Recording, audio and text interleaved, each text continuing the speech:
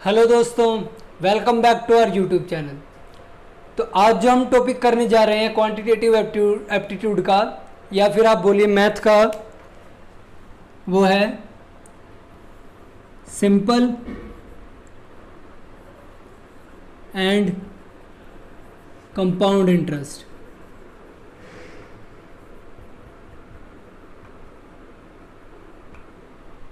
यानी साधारण ब्याज और चक्रवृद्धि ब्याज। अब ब्याज क्या होता है? सबसे पहली बात, इंटरेस्ट या फिर ब्याज होता क्या है। अब मान लीजिए आपने किसी को कुछ पैसे उधार दिए या फिर आपने किसी से उधार लिए, तो आप जब उसको वापस पे करेंगे वो पैसा, तो आप उस पर कुछ एक्स्ट्रा अमाउंट पे करेंगे, एक्स्ट्रा पैसे पे करेंगे उसको, तो उसको हम क्या बोलते हैं? ब्याज बोलते हैं या फिर इंटरेस्ट बोलते हैं।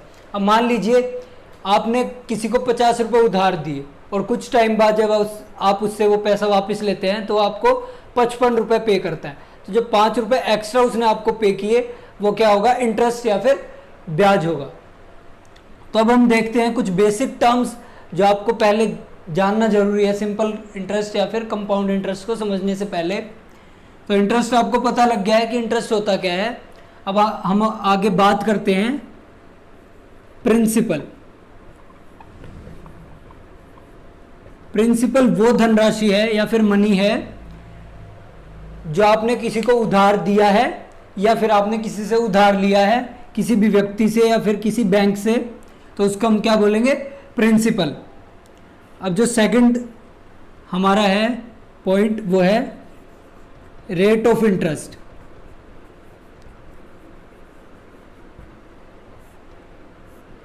ब्याज की दर। तो रेट ऑफ इंटरेस्ट क्या होता है? जिस दर से आप सिंपल या फिर कंपाउंड इंटरेस्ट लेते हैं, किस पे? प्रिंसिपल पे। जिस रेट से आप कैलकुलेट करते हैं कि कितना सिंपल या फिर कंपाउंड इंटरेस्ट कोई भी व्यक्ति आपको पे करेगा किसी फिक्स्ड अमाउंट यानी किसी प्रिंसिपल के ऊपर, तो उसको हम क्या बोलेंगे? Rate of interest. अब थर्ड जो है टाइम। टाइम क्या होता है? जिस अमाउंट के लिए आपने किसी को उधार दिया है या फिर किसी से उधार लिया है, उसको हम क्या बोलेंगे? टाइम या समय।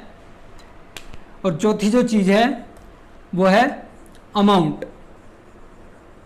या फिर इसको हम बोलेंगे सम।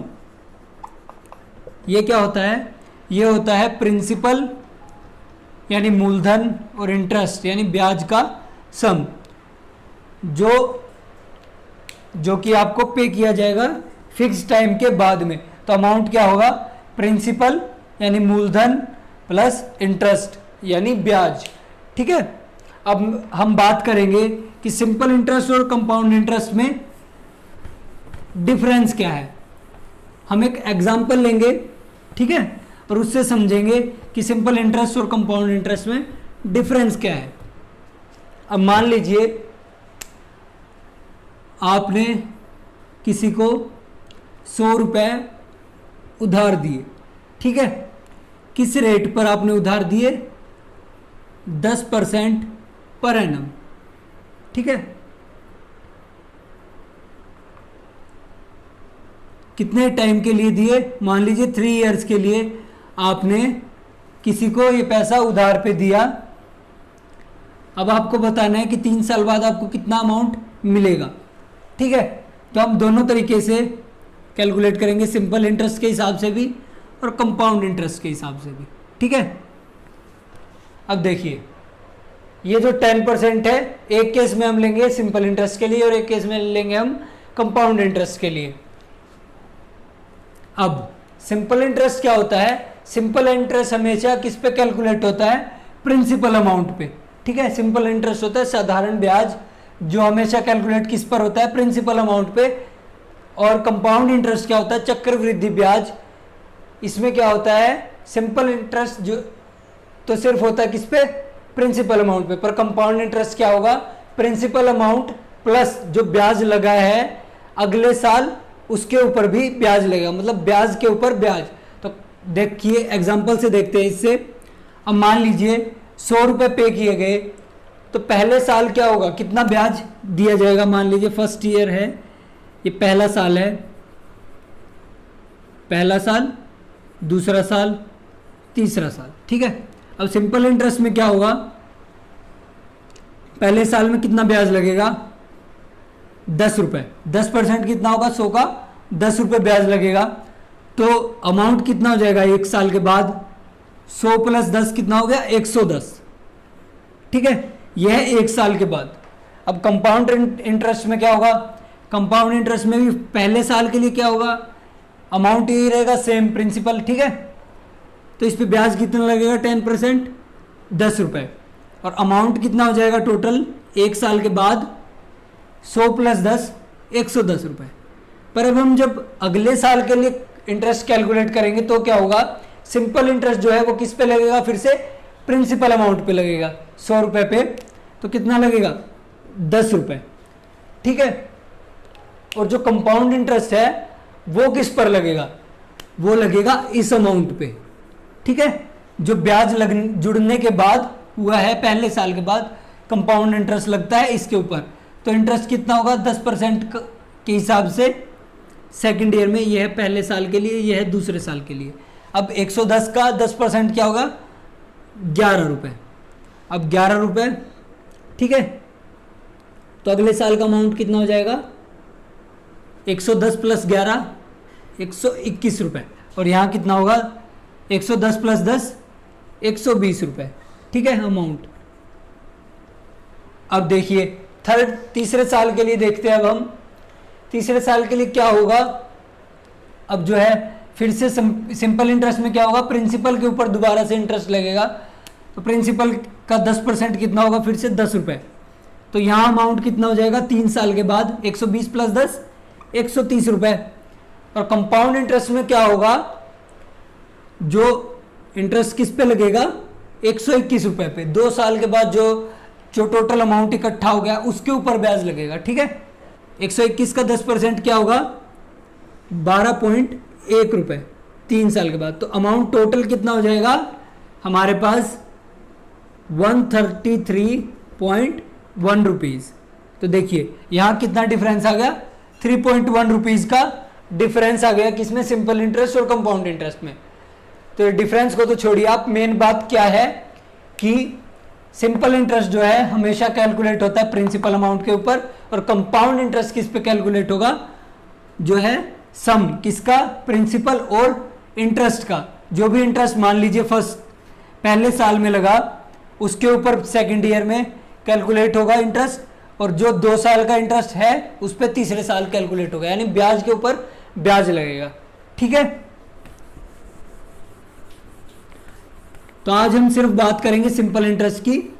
अगली वीडियो में हम कंपाउंड इंटरेस्ट डिटेल में पढ़ेंगे। आज सिर्फ हम क्या करेंगे, सिंपल इंटरेस्ट के बारे में बात करेंगे। देखिए आपकी स्क्रीन पे एक क्वेश्चन दिखाई दे रहा है आपको, find the simple interest on ₹200 for 5 years at 6% per annum.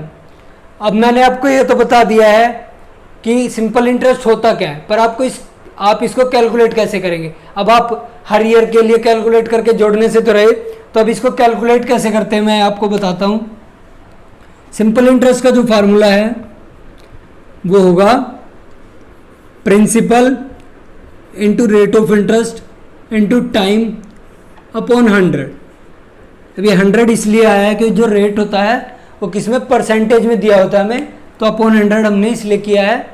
तो सिंपल इंटरेस्ट का फार्मूला क्या होगा, पी प्रिंसिपल जो अमाउंट है, जितना परसेंट हम पे कर रहे हैं पर ईयरली या फिर जो भी क्वार्टर ईयरली दिया होता है हमें, और टाइम क्या है, जितने टाइम के लिए हमने बोरो किया है कोई भी मनी, या फिर जिस पे हमें कैलकुलेट करना है, जितने टाइम के लिए हमने इंटरेस्ट कैलकुलेट करना है। तो P × R × T अपॉन 100, ये क्या होगा, सिंपल इंटरेस्ट का फॉर्मूला होगा।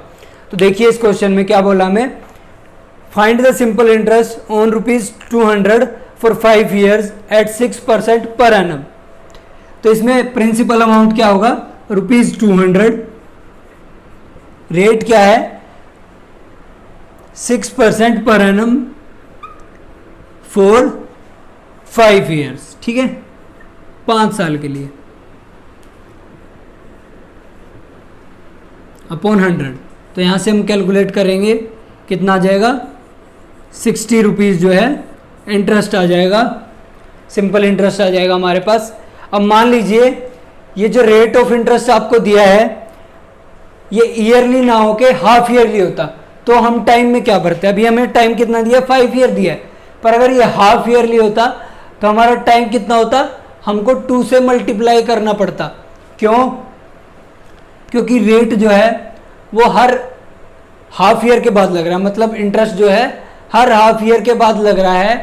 तो मतलब कितनी बार हम इंटरेस्ट पे करेंगे, 5 साल में 10 बार हम इंटरेस्ट पे करने वाले, तो टाइम कितना होगा, हम यहाँ पर क्या करेंगे 10 लिखेंगे, इसकी जगह 5 की जगह क्या लिखते हम 10 लिखते, ठीक है। और यहीं अगर हम क्वार्टरली पे कर रहे होते तो क्या करते, 4 से मल्टीप्लाई करना होता, क्योंकि एक साल में हम 4 बार पे कर रहे हैं, तो 5 साल में कितनी बार, 20 बार हम इंटरेस्ट पे करते, तो क्या होता, यहाँ पर हम 20 लिखते। तो ये चीज़ आपको ध्यान रखनी है कि आपको इंटरेस्ट का जो रेट है वो कितने टाइम पे दिया है, ये बात ज़रूर ध्यान रखनी है, नहीं तो आप क्वेश्चन गलत कर सकते हो इस वजह से। तो आई होप आपको सिंपल इंटरेस्ट क्लियर हो गया होगा। अब हम देखते हैं कुछ ऐसे क्वेश्चन जो एग्जाम में पूछे जाते हैं। तो देखिए आपकी स्क्रीन पे एक क्वेश्चन है, इस टाइप के क्वेश्चन बार बार कॉम्पिटिटिव एग्जाम्स में पूछे जाते हैं। तो देखिए, a sum of money becomes 4 time in 20 years at SI यानी simple interest, find the rate of interest. हमें क्या बोला गया है कि कोई अमाउंट है वो 4 गुना हो जाता है अपने से, कितने साल में, 20 साल में, सिंपल इंटरेस्ट की वजह से, ठीक है। सिंपल इंटरेस्ट जब हम लगाते हैं तो 20 साल में वो अपने अमाउंट के 4 गुना हो जाता है, प्रिंसिपल अमाउंट के 4 गुना हो जाता है। तो हमें रेट ऑफ इंटरेस्ट निकालना है, क्या होगा। तो देखिए किस तरह से हम कैलकुलेट करेंगे इस क्वेश्चन को, किस तरह सोल्व करेंगे। अब हमें पता है कि अमाउंट इसने क्या बोला है, 4 टाइम्स हो गया है, यानी जो टोटल अमाउंट क्या है वो 4P है, 4 टाइम किसका है, P का। अब अमाउंट होता क्या है, अमाउंट होता है प्रिंसिपल प्लस इंटरेस्ट। अब प्रिंसिपल अमाउंट हमें पता है, जो अमाउंट कितना है 4P है, तो हमारे पास इंटरेस्ट कितना हो जाएगा इसमें बचा हुआ, 3P होगा, तभी ये टोटल 4P होगा, यानी 4 गुना होगा, ठीक है। समझ रहे हैं आप। देखिए यहां से इन दोनों इक्वेशन को जब मैं इक्वल रखता हूं तो हमारे पास इंटरेस्ट क्या आएगा, 3P आ जाएगा, ठीक है। इंटरेस्ट क्या होगा, 3P आ जाएगा। तो अभी मैंने आपको बताया था इंटरेस्ट, सिंपल इंटरेस्ट किसके इक्वल होता है, P into R into T upon 100। तो इसमें हम पुट करेंगे वैल्यूज। सिंपल इंटरेस्ट कितना हमारा 3P, principal R into T upon 100। तो P से P कैंसिल होगा और हमें रेट कैलकुलेट करना है, तो 3 इंटू 100 अपॉन T क्या आ जाएगा हमारे पास, रेट आ जाएगा। टाइम कितना हमारे पास 20 दिया गया है, तो रेट क्या होगा 3 इंटू 5, 15% जो है हमारे पास रेट आ जाएगा। अब देखिए ये आपको लग रहा होगा थोड़ा लंबा मेथड, क्योंकि कंपटीशन में आपको क्या करना होता है, कम से कम टाइम में क्वेश्चन सोल्व करना होता है। तो अगर आपको इस टाइप का कोई क्वेश्चन दिखे जिसमें आपको बोला गया है कि अमाउंट n टाइम्स हो गया है अपने से, किसी स्पेसिफिक टाइम में आपको रेट कैलकुलेट करना है, या फिर आपको बोला जाए कि इस रेट पर अमाउंट इतने टाइम्स हो गया और आपको टाइम कैलकुलेट करना है कितने टाइम में हुआ, तो आप कैसे सॉल्व करेंगे इस टाइप के क्वेश्चंस को। देखिए तो यहां हम सिंपल सीधा फार्मूला लगाएंगे, सीधी ट्रिक लगाएंगे। क्या होगा, R is equal to n-1 into 100 upon T। तो अब ये आया कहां से फार्मूला, देखिए अभी मैंने आपको बताया था, जो हमने अभी कैलकुलेशन की थी, हमें क्या दिया था, 4 टाइम हो गया है, ठीक है। यहां क्या लिखा था हमने 3P, 3P क्या है, अब इसको हम अलग अलग करके लिखते हैं, यानी क्या होगा 4 माइनस 1P। -1 हमने क्यों किया इसमें, क्योंकि जो टोटल अमाउंट में P अमाउंट है वो क्या है, पहले से प्रेजेंट था और 3 जो है 3p क्या हुआ ऐड हुआ है एज सिंपल इंटरेस्ट, तो क्या होगा n-1 जो क्या होगा वो होगा सिंपल इंटरेस्ट, हमेशा n-1 इंटू पी होगा, वो होगा simple interest, is equal to p into R into T upon 100। तो यहाँ से p तो हमेशा कैंसिल होगा, तो यहाँ से r क्या आएगा हमेशा n-1 इंटू 100 अपॉन टी। तो ये डायरेक्ट फार्मूला है, इसके लिए नोट कर लीजिए, इस टाइप के क्वेश्चंस को करने के लिए ये आपके पास डायरेक्ट फार्मूला है, r is equal to n-1 into 100 upon T. अब इसमें पुट करके देखते हैं हम वैल्यूज जो हमारी कितना हुआ है 4 टाइम्स, तो n जो है वो कितना होगा 4 होगा हमारा, टाइम कितना दिया है 20 ईयर्स में, तो रेट क्या होगा 4-1 इंटू 100 अपॉन 20, 3 इंटू 5 कितना होगा 15%। तो देखिए बिल्कुल इजी तरीके से 5 सेकंड के अंदर आप इस क्वेश्चन को सोल्व कर सकते हैं। आइए कुछ और क्वेश्चन सोल्व करते हैं फटाफट इसी फार्मूले से। देखिए आपकी स्क्रीन पे जो नेक्स्ट क्वेश्चन है,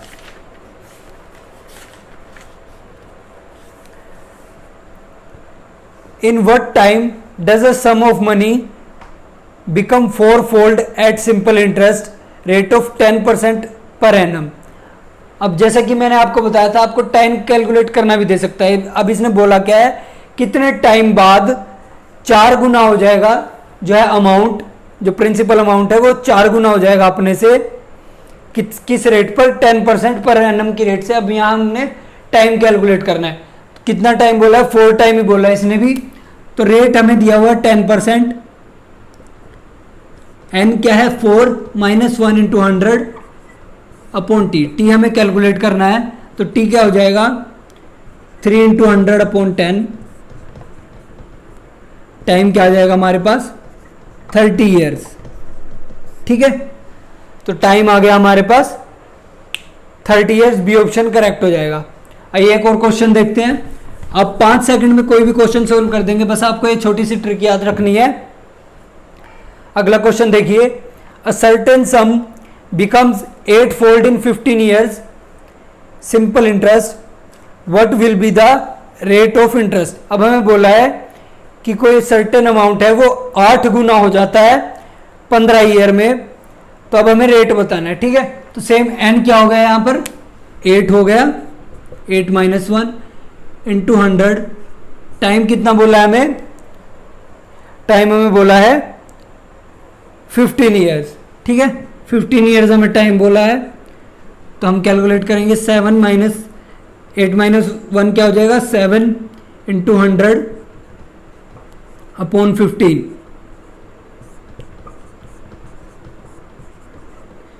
कितना आ जाएगा हमारे पास 140 अपॉन 3, ठीक है। तो यहां से हम इसको और सिंप्लीफाई करना पड़ेगा हमें, कितना आ जाएगा, और सिंप्लीफाई करने पर इसको 46, तो ऑप्शन जो है हमारा बी करेक्ट हो जाएगा, ये हमारे पास रेट आ जाएगा, ठीक है। तो ये चीज आपको याद रखनी है, इस टाइप के क्वेश्चन एग्जाम में हर बार पूछे जाते हैं। जो भी मैंने आपको क्वेश्चन कराया ये एसएससी में आ चुका है, एसएससी 2012 में ये क्वेश्चन आ चुका है। तो अब आइए देखते हैं नेक्स्ट टाइप के क्वेश्चंस। अब देखिए नेक्स्ट टाइप के questions, a certain sum becomes 3-folds at 4% annual rate of interest, at what rate it will become 6-fold।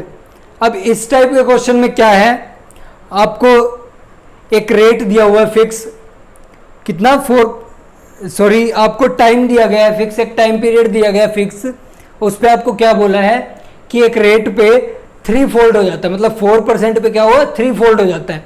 और आपसे पूछा है कि 6 गुना होने में कितना टाइम लगेगा, आपको 3 गुना होने का रेट दिया है और आपसे क्या पूछा है 6 गुना होने में क्या रेट होगा।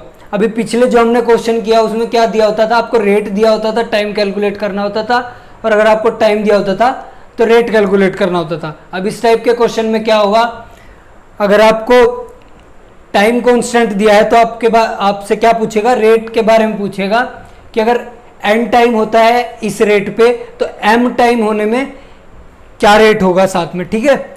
अगर ऐसे ही अगर आपको रेट कांस्टेंट दिया होगा तो आपसे टाइम के बारे में पूछेगा। तो आप कैसे कैलकुलेट करेंगे इस टाइप के क्वेश्चंस को? एक तो आपके पास कन्वेंशनल मेथड है कि आप पहले टाइम कैलकुलेट करें कि कितने टाइम में हुआ, और उस टाइम को लेकर फिर आप दोबारा से रेट कैलकुलेट करें किसका, 6 टाइम्स का, ठीक है। पर इतना टाइम नहीं होता हमारे पास एग्जाम में, तो हम क्या करेंगे, इसके लिए हमारे पास सिंपल फॉर्मूला है, क्या है, R1 upon R2 is equal to n-1 upon m-1, या फिर T1 upon T2 is equal to n-1 upon m-1। अब क्या है, ये रेट है, R1 और R2 क्या है, रेट है, n और m क्या है। इस क्वेश्चन में देखिए, जैसे हमें 3 टाइम होने का पर क्या रेट दिया हुआ है, 4% दिया हुआ है, तो हमारे पास n क्या हो जाएगा, 3 हो जाएगा, 3 टाइम्स, और रेट क्या हो जाएगा, 4% हो जाएगा। और हमसे पूछा क्या है, 6 टाइम होने का टाइम, तो m क्या हो जाएगा 6, और R2 क्या है, R2 हमें कैलकुलेट करना है। तो बहुत ही इजी फार्मूला है ये, R1 upon R2 is equal to n-1 upon m-1, या फिर क्या है T1 upon T2 n-1 upon m-1। तो कैलकुलेट करेंगे हम इसको। R1 हमें दिया है, कितना दिया है, 4%। 4% पे क्या होता है, 3 टाइम्स हो जाता है, 3-1, और 6 टाइम होने में कितना टाइम लगेगा वो हमें कैलकुलेट करना है, ये R हमें कैलकुलेट करना है। तो क्या होगा, 4 upon R is equal to 2 upon 5। तो यहाँ से रेट क्या आ जाएगा हमारे पास, 4 इंटू 5/2, रेट आ गया हमारे पास 10%, ठीक है। तो देखिए कितना इजीली ये क्वेश्चन सोल्व हो गया है। अब आइए एक और क्वेश्चन देखते हैं इसी टाइप का, हम फटाफट से सॉल्व करेंगे इसको भी। देखिए next question, a sum becomes 6-fold at 5% per annum, at what rate the sum becomes 12-fold। अब हमें क्या दिया है, n की वैल्यू 6 और m की वैल्यू 12। तो देखिए हम वैल्यू रखते हैं 6-1 अपॉन 12-1, और यहाँ रेट क्या दिया हमें, 6 टाइम होने में किस रेट पे हो रहा है, 6 टाइम हमारा 5% पर एनम, यानी 5 जो है रेट है R1, और ये जो दूसरा रेट है वो हमें कैलकुलेट करना है। तो R किसके इक्वल हो जाएगा हमारा,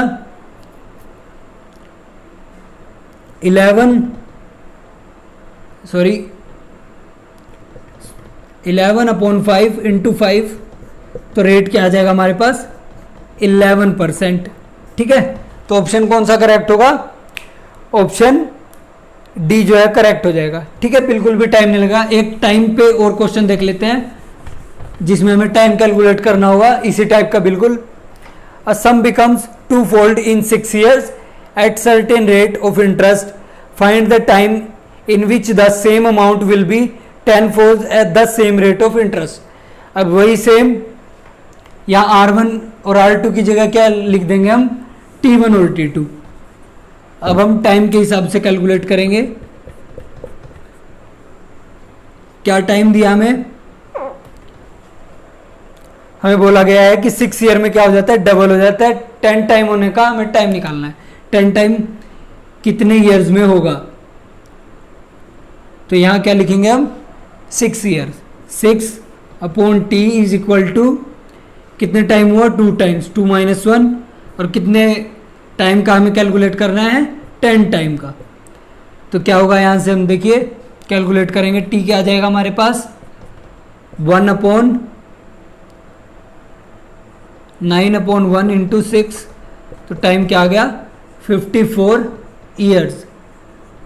तो आई होप आपको ये मेथड समझ में आ गए होंगे, दोनों जो मैंने अभी कराए, एक तो इससे पहले वाला और एक ये। तो आज हमने किया सिंपल इंटरेस्ट। नेक्स्ट वीडियो में हम पूरी डिटेल से करेंगे कंपाउंड इंटरेस्ट और उसकी शॉर्ट ट्रिक्स। तो अगर आपने अभी तक हमारे चैनल को सब्सक्राइब नहीं किया है तो प्लीज़ हमारे चैनल को सब्सक्राइब कीजिए। अगर आपको ये वीडियो पसंद आया तो प्लीज़ हमारे वीडियो को लाइक कीजिए आपका ये वीडियो देखने के लिए बहुत बहुत धन्यवाद।